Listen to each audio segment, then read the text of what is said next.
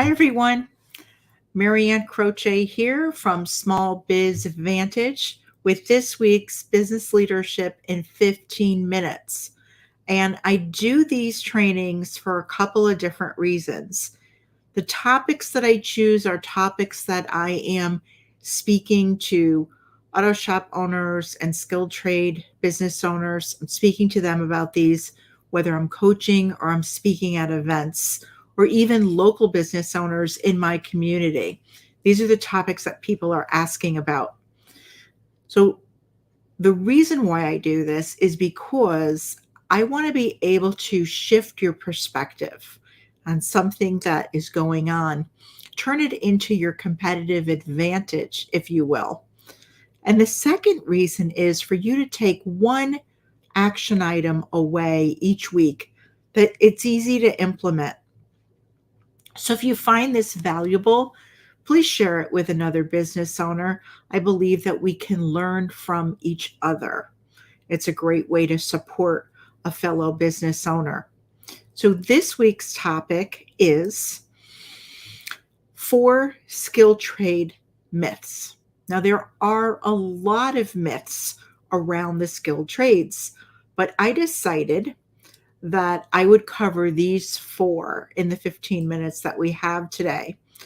And the reason that this topic was important is because we have a skills gap, and many people are aware of that.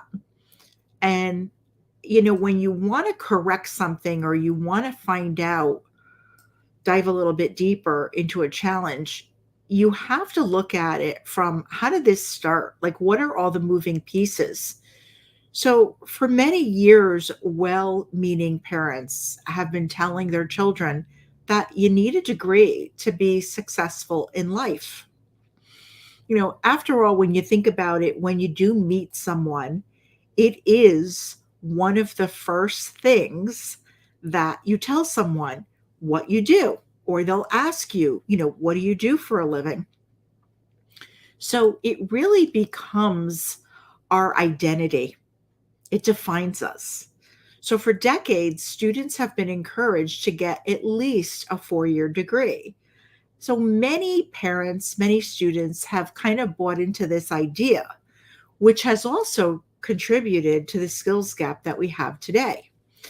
And personally, I find it really interesting that here in the US, as a very educated society, we are also a very medicated society. And I've noticed that today, many people do struggle with the day to day challenges of life, more so than it seemed like even a generation ago. And it's something that really interests me. I'm very curious about that connection. So, when we think about the 4 skilled trade myths, the first one I want to talk about is blue collar work is beneath white collar work. There is a real myth out there about that. And I love this quote from Mike Rowe. And he says blue collar and white collar are 2 sides of the same coin. As soon as we view one as more valuable than another, we have infrastructure that falls down. We'll have a skills gap. And when you think about it, that really puts it in perspective of, they're 2 sides of the same coin. They're just as valuable. But how we look at it, our perception of it can be very skewed. So, which is better, right? Which is better? It's a very basic question. But I think what's more important is how do we define better? Is it security? Is it pay, benefits, happiness, or work life fulfillment? Just to name a few. You can come up with your own list, but what really defines what's better? So the second myth is blue collar work isn't creative or intellectually stimulating, right? You can get bored with it, right? It doesn't take much to be able to do it. People today want to be stimulated by what they do. They don't want to be bored. But the reality is, in any job in the world, there is some form of mindless and tedious tasks, right? It's going to include that. You take any job that you have, there may be some paperwork involved. They may be different tasks that you have to do that will seem tedious. But here's the key point here. Studies have shown that 90% of office workers waste time during the day on non work related activities, largely surfing the web. 90% of office workers are doing that. So it could pretty easily be argued that the trades offer more stimulation than a majority of the office jobs or even entrepreneurial jobs that are out there. You know, a tradesman or tradeswoman will start off testing issues and fixes.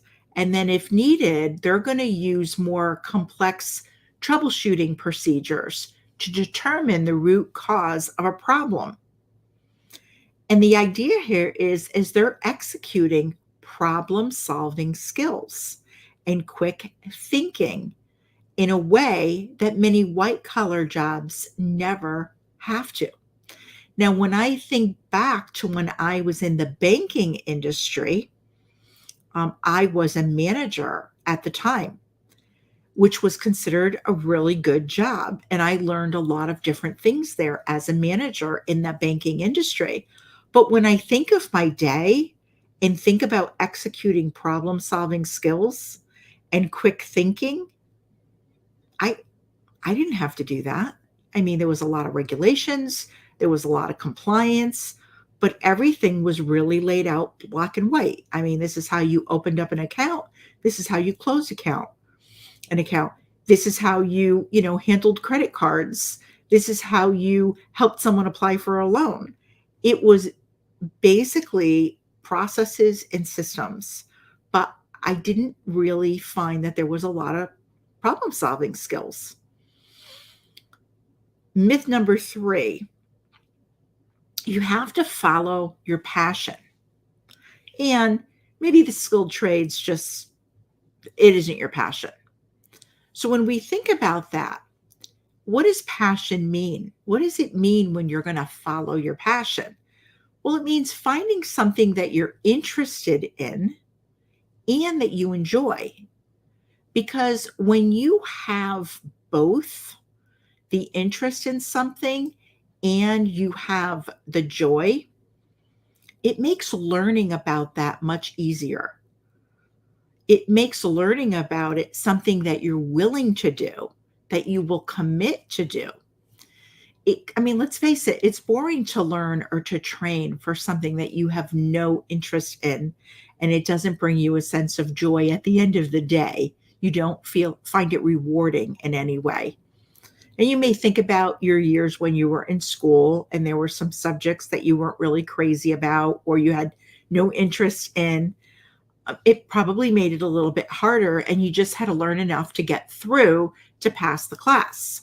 But then there were those subjects or those areas that you really showed interest in. Sometimes these are even things that would be considered an activity at school or maybe a club, or maybe it's even something in your life now that it could be a hobby that you find that same type of passion in and that you're willing to take the next step and learn a little bit more about it. So I think it's really important to realize that many white collar workers don't find their job fulfilling. It's unfulfilling for them. And a lot of people have told me in that space that a lot for them, the reason is that they don't see the end result. They don't see the finished product. They could be working on something for 2 or 3 months, and then all of a sudden they don't see the end result, or the project has changed and all their work now has to be changed as well. The fourth myth is that skilled trade work is dirty work and dirty work is undesirable work. So we do have a culture obsession with being clean, right? We have antibacterial everything today. And this attitude carries over into how we view work.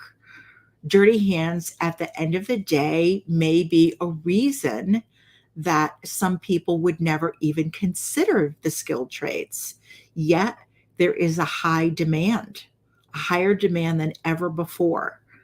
And Mike Rowe believes that our culture is heading to a point where an hour of plumbing is going to cost more than an hour with a psychologist.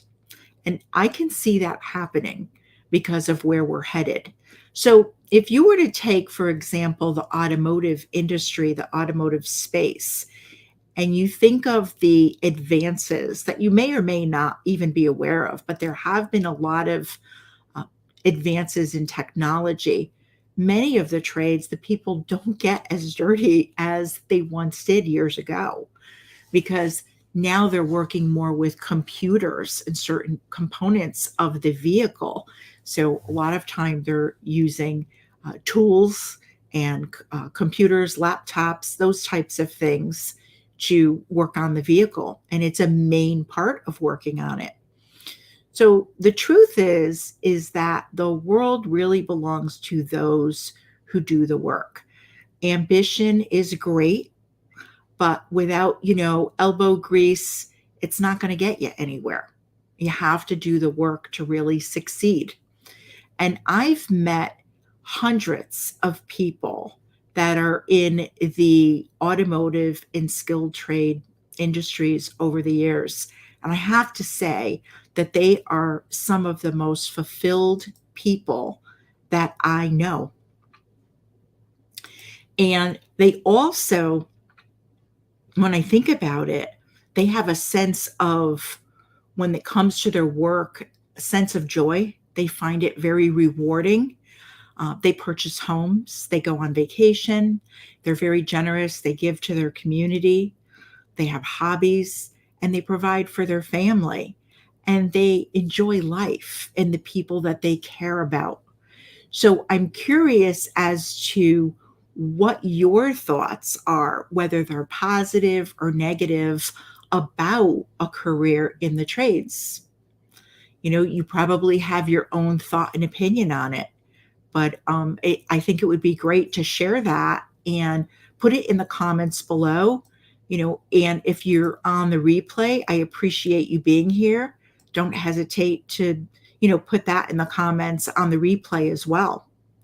So I hope you found this week's Business Leadership in 15 Minutes valuable. If you have, please share it with another business owner that you know, because we can learn so much from each other.